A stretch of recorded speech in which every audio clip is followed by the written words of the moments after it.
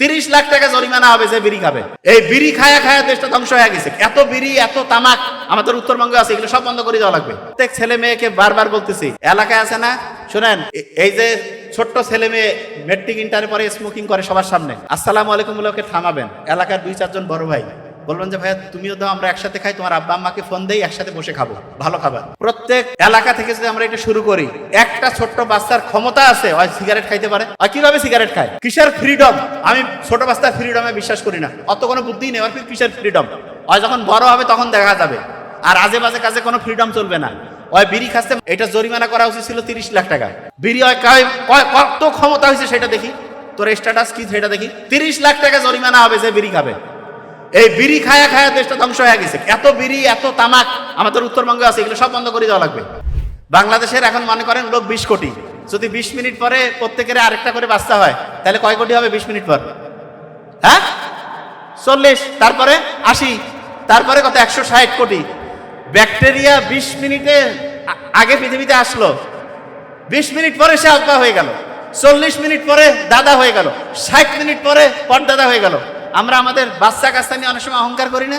আল্লাহ ব্যাকটেরিয়ার মধ্যে দেখে দিছে 20 মিনিটে আব্বা, 40 মিনিটে দাদা, 60 মিনিটে পরদাদা। তার মানে কোনো কিছু নিয়ে অহংকারের কিছু নেই, সবগুলোতে আল্লাহ এমন মেকানিজম করে দিয়েছে, আপনি অবাক হয়ে যাবেন। প্রত্যেকটা জায়গায় একদম ডিফারেন্ট।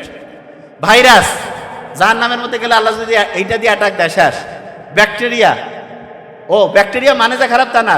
আপনি যে দইয়ের মধ্যে দইটা কিনে খান, ওটা ব্যাকটেরিয়া কিনে খান। ওই ব্যাকটেরিয়া কি করে জানেন?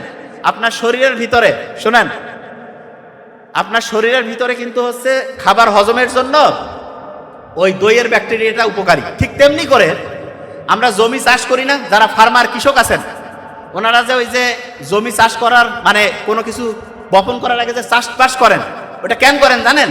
ওইখানে যে ব্যাকটেরিয়া আছে সে যাতে আরাম করে থাকতে পারে। ব্যাকটেরিয়া যদি এক জায়গায় আরাম করে থাকে, তাহলে ওই জায়গায় ভালোভাবে হচ্ছে খাবার তৈরি হওয়ার জন্য যে ফসল উৎপাদন সেটা ভালো হবে। আপনি মনে করতেছেন আপনি বীজ দিলেন, পানি দিলেন, উপর থেকে সূর্যের আলো আসলো, জিনিস হবে, ঘন্টু হবে। ব্যাকটেরিয়া না হলে কিছুই হবে না। আল্লাহ খাবার দাবারের জন্য দেখেন আল্লাহ কি অসাধারণ। ব্যাকটেরিয়া যেই কাজটা করে, এই কাজটা আমরা অন্য সারটার দিয়ে যদি করতে চাই, তারপরও আমরা ওর মতো ন্যাচারালি করতে পারবো না। আমার কথা কি বুঝাইতে পারছি আমি? তার মানে মাটিতে যে আপনার ফসল উৎপাদন হচ্ছে, এইটার জন্য আল্লাহর রহমত হিসাবে 24 ঘন্টা প্রতি মুহূর্তে কাজ করতেছে ব্যাকটেরিয়া। তা আমার মতে প্রত্যেকটা জিনিস এরকম সায়েন্টিফিক্যালি আমরা যদি বুঝতে পারি, এবং এখানে যে অভিভাবকরা রয়েছেন, শোনেন, লাস্টের 2-3 মিনিট আগে, এই ওঠা যাবে না, এই থামেন, সবচেয়ে দামি কথাগুলো আমি শেষে বলি। খাতা কলম আমার স্পিচে আসার আগে অবশ্যই খাতা কলম আনবেন, সব তো খেলা হারিয়ে ফেলাবেন। 80% যাইতে যাইতে শেষ। এখন আবার রিক্যাপ করে দিই, শুনেন। কোন কালি দিয়া লিখবেন? নীল। একটানা সর্বোচ্চ কতক্ষণ পড়বেন? হ্যাঁ, 20 থেকে 25 মিনিট, সর্বোচ্চ 25। প্রত্যেক ঘন্টায় কয় মিনিট রিভিশন? এই তো দেখেন, ছোট বাচ্চাগুলোর ব্রেইন অ্যাক্টিভ আছে, এইটা খাঁটি ব্রেইন। আর বড় কি যত হয়েছে তত ধ্বংস, কারণ এই যে পিওর। Very nice, congratulation. 5 থেকে 7 মিনিট, 3 থেকে 5 মিনিট প্রত্যেক ঘন্টায় রিভিশন। 1 নাম্বার দিনে রিভিশন, তারপরে কয় নাম্বার দিনে? Very fine. তারপরে 14। প্রত্যেক চ্যাপ্টারের সূরা ফাতিহার মতো কত পার্সেন্ট অংশ আছে? 15 থেকে 20। 15 থেকে, প্রত্যেকটা চ্যাপ্টারে 15 থেকে 20% আগে পড়বেন, তারপরে বাকি পড়া পড়বেন, এবং কন্টিনিউয়াস রিভিশন।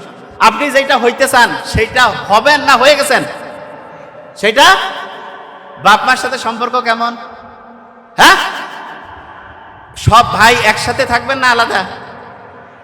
আর বাড়ির যত মা আছে, খালা, সকাল 10টায় উঠবে না 12টায়? 10টায় উঠবে, মূর্খ। ভোর 5টা 6টা সকালে উঠা লাগবে। কাম কি? যত বড় অফিসার হোক, বাড়ির কাজ করে খাওয়া লাগবে। এটার কোনো অল্টারনেটিভ নেই। এটা একেবারে প্র্যাকটিক্যাল কথা, সবার জন্য, প্রত্যেকের জন্য। হ্যাঁ, এখানে একটা জিনিস বলি, অনেকে মনে করে আমি বোধহয় একটু মা ভক্ত বেশি। আর মা ভক্ত তো অবশ্যই বেশি, তবে আমি একটা জিনিস বলি, হাজব্যান্ডদের জন্য একটু বলি। অনেক আমার কমেন্ট আসে তো, এই লোকটা খুব গ্যাঞ্জাম লাগিয়ে দিছে। হাজব্যান্ডের জন্য বলি একটা জিনিস, ওয়াইফ যত টাকা ইনকাম করুক, জীবনে ওয়াইফকে জিজ্ঞেস করবেন না যে তুমি কয় টাকা। আমি আমার ওয়াইফের ক্ষেত্রে বলে দিলাম তো, নাইলে তো কমেন্ট করতে পারবে। জীবনে আমি জিজ্ঞাসা করি না যে তুমি কত টাকা বেতন পাও কি জীবনে আমি কেন, আমি একটা ছোট লোক, ও টাকা ওই যা পারছে করুক, এবং আপনার ওয়াইফে যত টাকা ইনকাম করুক, হাজবেন্ড হিসেবে আপনার দায়িত্ব তাকে টাকা দেওয়া। তবে হ্যাঁ, এখানে আপনার কোটি টাকা দেখে আপনি বিশাল বেশি টাকা দিবেন, নো, টাকা দেওয়ার ক্ষেত্রে আমার হিসাব আছে। আপনি আপনার বাচ্চাকে আন্দাজে টাকা দিবেন, ধ্বংস হয়ে যাবে। যেই টাকা লাগে তার চাইতে 20% কম দিবেন। মানেটা কি? লাগে 10,000 8,000 দিবেন, লাগে 5,000 4,000 দিবেন। যে ভাই এটা কি কাজ করো, ভালো পরিশ্রম করো, ভালো ব্যবহার করো, অন্যের সাথে চমৎকার আচরণ করো, আস্তে আস্তে বোনাস পাবা। আর আপনারা কি করেন? লাগবে 10,000 দিয়ে দিলেন 12,000 20,000, নো, ধ্বংস হয়ে যাবে। এবং প্রত্যেক ছেলে মেয়েকে বারবার বলতেছি, এলাকায় আছে না, শুনেন, এই যে ছোট্ট ছেলে মেয়ে মেট্রিক ইন্টারের পরে স্মোকিং করে সবার সামনে, আসসালামু আলাইকুম বলে ওকে থামাবেন। এলাকার 2-4 জন বড় ভাই বলবেন যে ভাইয়া তুমিও দাও, আমরা একসাথে খাই, তোমার আব্বা আম্মাকে ফোন দেই, একসাথে বসে খাবো ভালো খাবার। প্রত্যেক এলাকা থেকে যদি আমরা এটা শুরু করি, একটা ছোট্ট বাচ্চার ক্ষমতা আছে, হয় সিগারেট খাইতে পারে, আর কিভাবে সিগারেট খায়, কিসের ফ্রিডম? আমি ছোট বাচ্চার ফ্রিডমে বিশ্বাস করি না, অত কোনো বুদ্ধি নেই, আর কিসের ফ্রিডম? হয় যখন বড় হবে তখন দেখা যাবে। আর আজে বাজে কাজে কোনো ফ্রিডম চলবে না।